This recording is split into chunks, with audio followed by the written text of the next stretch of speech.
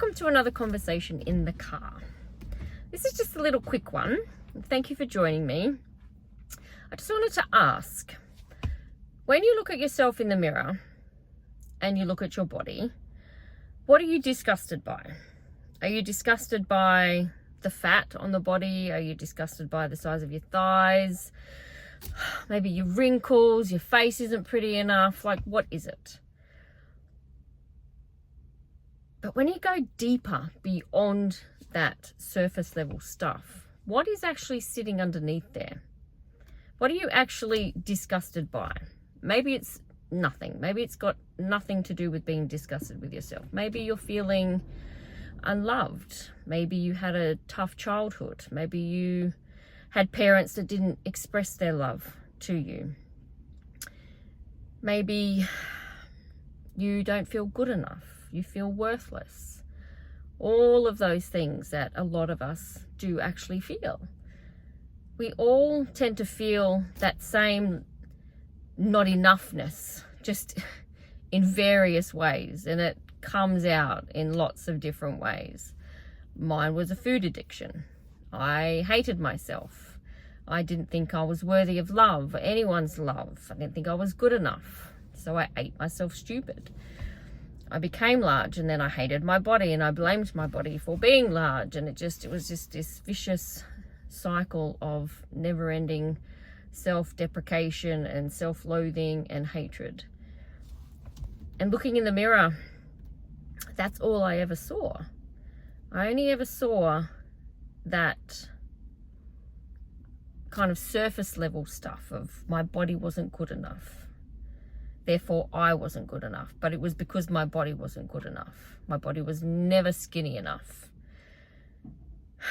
I tried and I tried. I tried diets and I tried exercise and I did all of that stuff. But really the ultimate, or really what was going on inside of me had nothing to do with that. That was just a scapegoat, I guess, to what I was really feeling. I just put all of that blame and all of that feeling onto that part of me.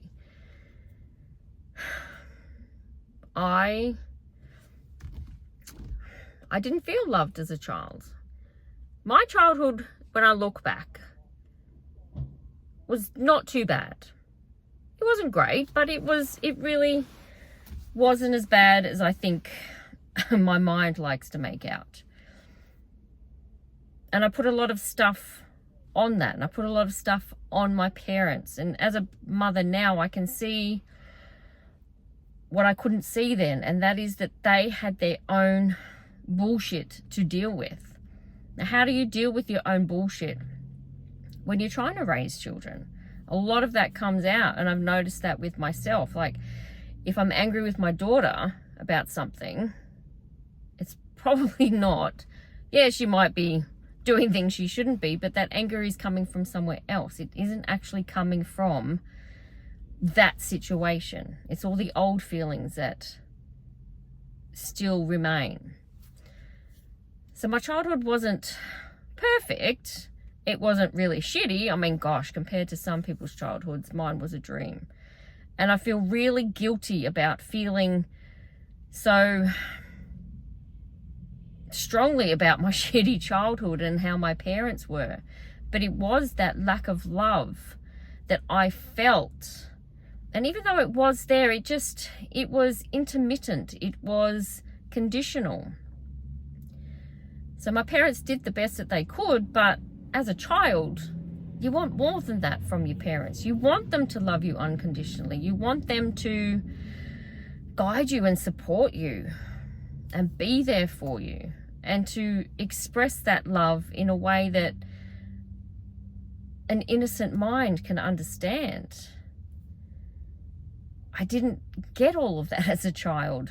So it kind of sat inside me, and then it just expanded and expanded over the years. Because I believed so wholeheartedly that I was unlovable, that I didn't allow anyone to get to know me, and I didn't allow anyone's love to infiltrate me, for want of a better word. I didn't allow their love. I didn't want their love to be for me. I didn't think that their love was for me. Like, I just had so much trauma around that. And it really just came down to me not feeling loved. And then all of those other things just built on top of that. So I didn't feel good enough because I didn't feel as if my parents let me know that I was good enough. And I do believe that we do come into this world with all of the love that we need. We have that confidence and we have that awareness of ourselves. You know, you see little kids and they get in and they have a great time and they're having fun and they're just not thinking and feeling a hell of a lot, which is actually not a bad way to be. They're just living their life. But when your parents come in and then put all of their shit on top of that, that's when kids can start to have their own shit. We lose a lot of our love and we lose a lot of that confidence over the way if it's not built upon by the people who are raising us. You can get lost along the way. We try and hold on to it. We know it's there. We want to hold on to it, but sometimes it just gets pushed aside and all of that other shit that doesn't feel so good comes on in and takes on over. So when you look at yourself in the mirror, what is it really that you are hating? Your body is your body. You are in your body. It is what it is for whatever reasons that it is that way. But what is underneath all of that? That is the stuff you have to start asking yourself. Because getting to know yourself better is imperative to feeling better, to doing better, to getting that life that you've always wanted. Because without knowing yourself,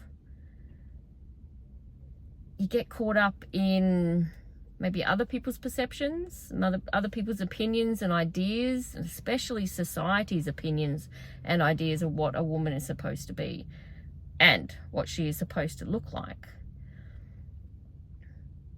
If you ignore all of that stuff and go within and question yourself in the kindest and most loving way about why you're feeling the way you're feeling, why you're doing what you're doing, why you're behaving the way that you're behaving, thinking, feeling, all of that stuff, every single little part of you, if you question it and figure out what is going on and why, where is it coming from,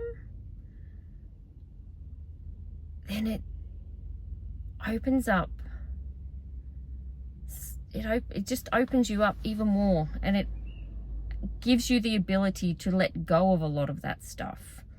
We hold on to so much stuff, especially stuff from the past, stuff that we accumulated as children, that we're not entirely aware of, that the behaviors that we express as adults, a lot of that is stuff that's set in. It's that stuff that's sitting down in the subconscious that just drives you, that you don't even realize is driving you. So if you have an explosive moment or a sad moment, and these are the kinds of moments that you continually have, ask yourself why it's there. Where has it come from? Getting to know ourselves is scary. Understanding the emotions that are inside us is quite frightening, because we don't seem to want to know ourselves the way that we need to. Knowing yourself is important.